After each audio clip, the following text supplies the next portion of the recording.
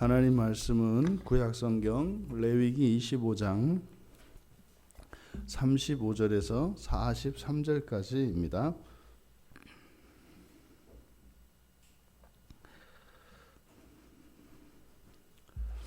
우리 같이 한 목소리로 함께 읽겠습니다. 네 형제가 가난하게 되어 빈손으로 내 곁에 있거든 너는 그를 도와 거류민이나 동거인처럼 너와 함께 생활하게 하되 너는 그에게 이자를 받지 말고 내 하나님을 경외하여 내 형제로 너와 함께 생활하게 할 것인즉 너는 그에게 이자를 위하여 돈을 구워주지 말고 이익을 위하여 내 양식을 구워주지 말라. 나는 너희의 하나님이 되며 또 가나안 땅을 너희에게 주려고 애굽 땅에서 너희를 인도하여 낸 너희의 하나님 여호와이니라. 너와 함께 있는 네 형제가 가난하게 되어 내게 몸이 팔리거든 너는 그를 종으로 부리지 말고 품꾼이나 동거인과 같이 함께 있게 하여 희년까지 너를 섬기게 하라. 그 때에는 그와 그의 자녀가 함께 내게서 떠나 그의 가족과 그의 조상의 기업으로 돌아가게 하라. 그들은 내가 애굽 땅에서 인도하여 낸 내 종들이니 종으로 팔지 말 것이라.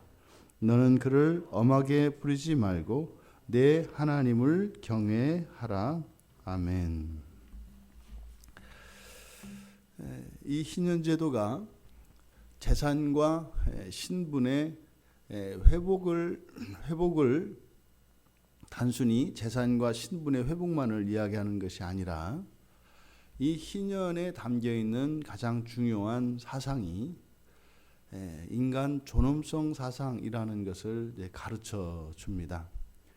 오늘 본문은 이제 형제가 이제 가난하게 되어서 이제 빈손으로 내 곁에 있거든. 이제 뭐 완전히 빈털터리가 된 것을 나타내는 히브리적 표현입니다.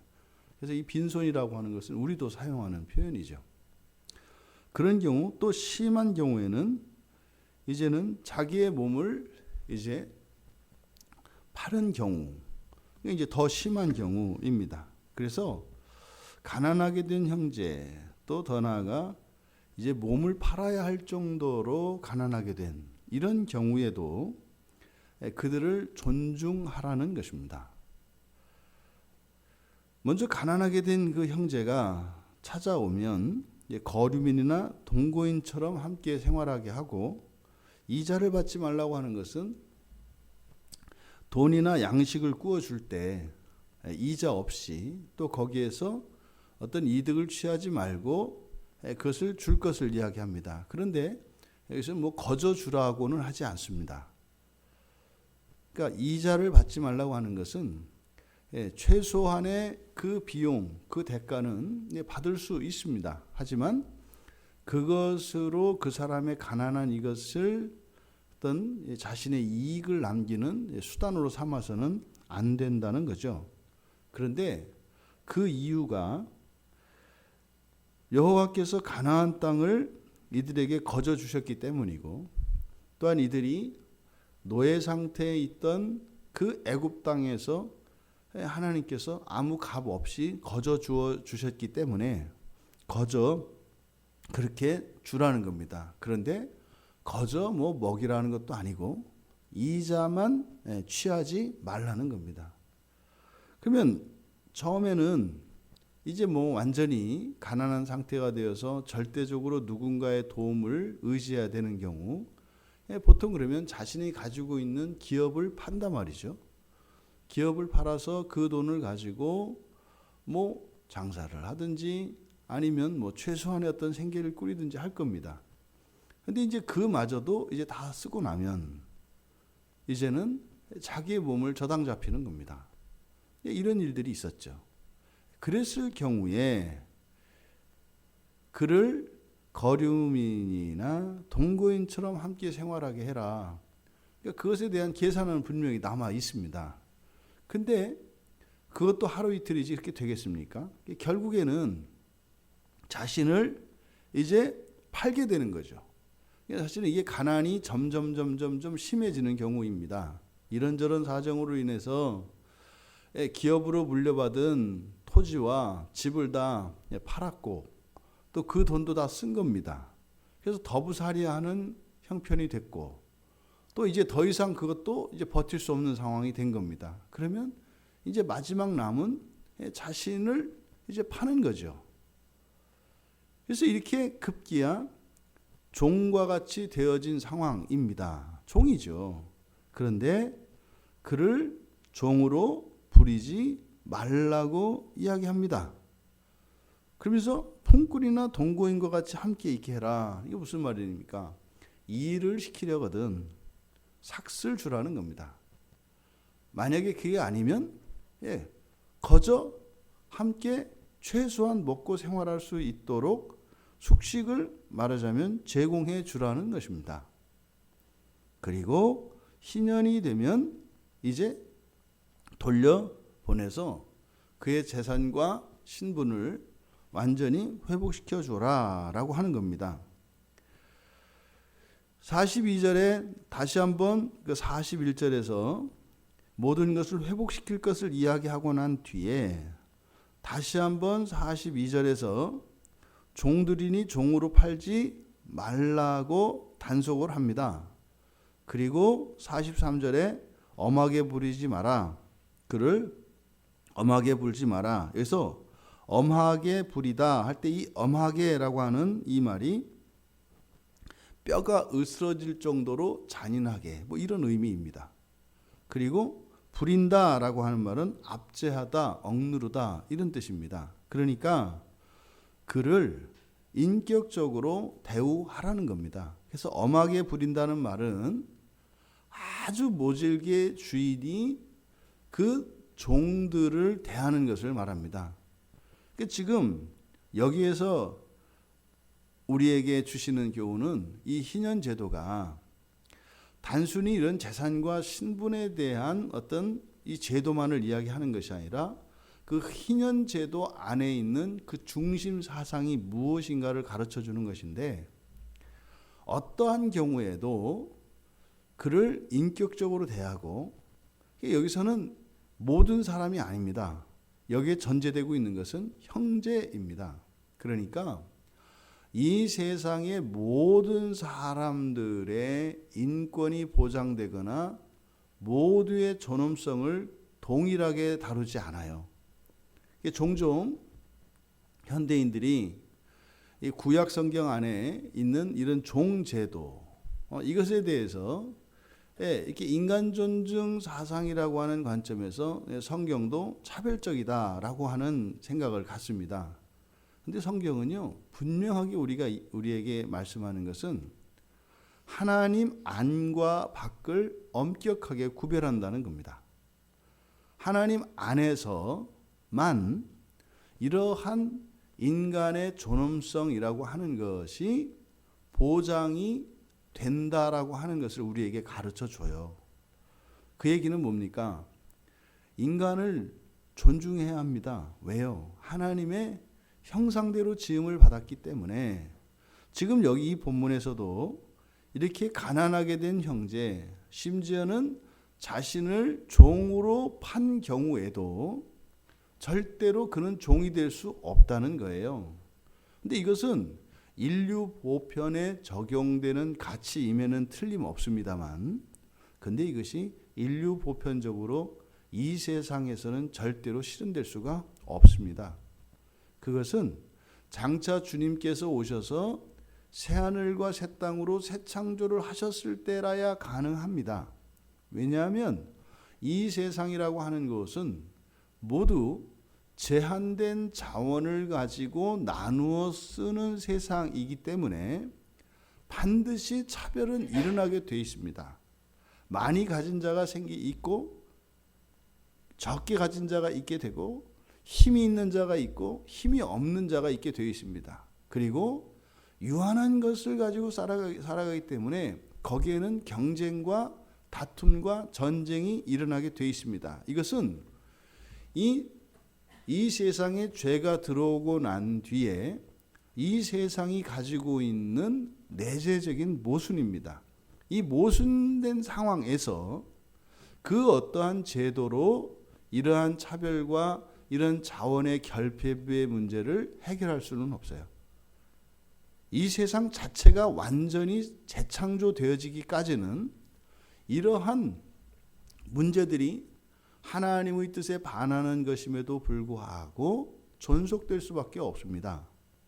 그래서 성경은요, 모두가 그 참다운 하나님의 영광을 회복하고 그 존엄성을 존중하고 존중받는 그 세상의 완성에 대한 약속이 있다고요.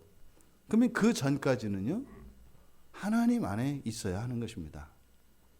근데 이제 문제는 여기서 생기는 겁니다. 하나님 안에는 이런 재산과 신분과 그 어떠한 처지도 그 사람의 인격을 유린할 수 없다는 겁니다. 어떤 경우에도 존중받아야 한다는 겁니다. 아무리 가난하고 아무리 능력이 없고 심지어는 불구가 되어서 누군가의 도움 없이는 아무것도 할 수 없는 그런 딱한 처지에 있다 하더라도 그는 하나님의 형상을 담지하고 있는 형제로 자매로 존중받아야 한다는 것을 가르쳐주고 있습니다. 이것이 하나님 안에 있는 오늘날 우리 그리스도인들이 살아가는 기본적인 정신이어야 한다는 겁니다. 그래서 이 희년제도 안에는 바로 하나님 안에서 존중되어야 하는 인간 존중 사상이 희년제도의 기초를 이루고 있다.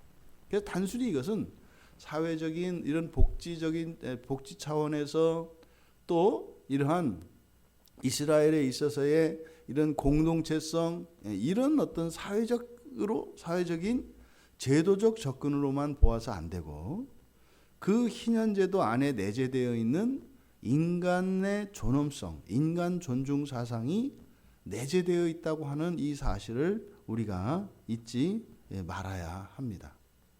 그러니요, 우리가 오늘날 예수 그리스도를 주로 고백한 신앙 공동체인 교회 안에서는 반드시 이것이 적용되어야 하는 하나님의 가르침인 것입니다. 그래서 교회 안에서는 이런 신분과 재산과 그의 능력이나 그 형편에 따라서 사람이 무시되거나 함부로 다루어질 수 없습니다. 왜요? 우리의 시작은 하나님의 창조로 시작되었습니다만 좀 더 가까이 우리가 예수 그리스도를 믿음으로 우리는 새로운 피조물이 되었고 그 거룩한 그 영원한 그 완전한 그 나라를 위하여 살아가는 동일한 하나님의 백성이라고 하는 사실을 우리가 기억해야 되기 때문입니다. 더 나아가 하나님 백성 정도입니까? 더 나아가 우리는 하나님의 자녀가 되어 형제 자매가 되어 더 나아가 예수 그리스도의 한 몸입니다.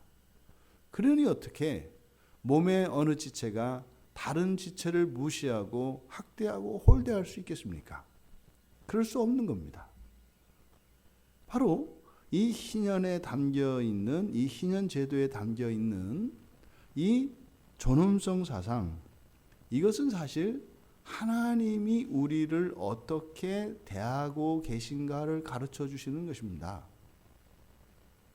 우리가 하나님께 불순종하고 범죄할 때도 하나님은 우리를 어떻게 대하신다는 거예요? 동일하게 존엄한 존재로 우리를 대하신다는 것입니다. 하나님이 그리 하시니 우리도 그렇게 해야 된다는 것입니다. 그럼 이것은 단순히 사람들 사이의 관계만을 이야기하는 것입니까? 우리는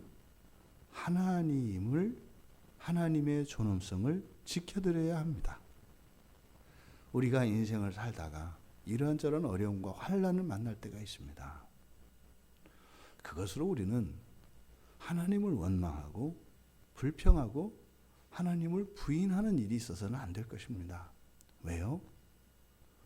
하나님이 먼저 우리의 모든 불순종과 악함 가운데서도 변치 않으시는 그 사랑과 우리를 존귀하게 여기시는 그것으로 모범을 보이셨거든요.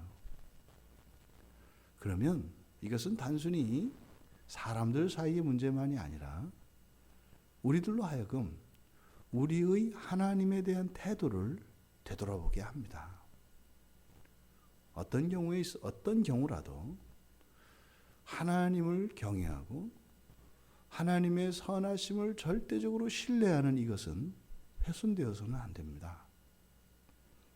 우리의 삶 속에 많은 불편과 고난이 정말 해일과 같이 덮친다 할지라도 오히려 그런 고난 속에서도 주님을 향한 우리의 믿음과 그 사랑의 고백이 더욱 순결하게 나타나야 할 것입니다. 왜요? 하나님이 먼저 그렇게 하셨으니까요. 물론 이 세상의 끝에는 그것이 완전히 실현됩니다. 하나님이 우리를 사랑하시는 것처럼 우리도 하나님을 사랑하게 될 것입니다. 그리고 우리들 서로도 그렇게 한 몸이 되어서 그렇게 사랑하게 될 것입니다. 그 되어지기 전까지 우리 안에는 그렇게 할 수 없도록 하는 죄가 작동을 하고 또 이러저러한 환경적인 제약이 우리의 삶 속에는 늘 함께 있기 마련입니다.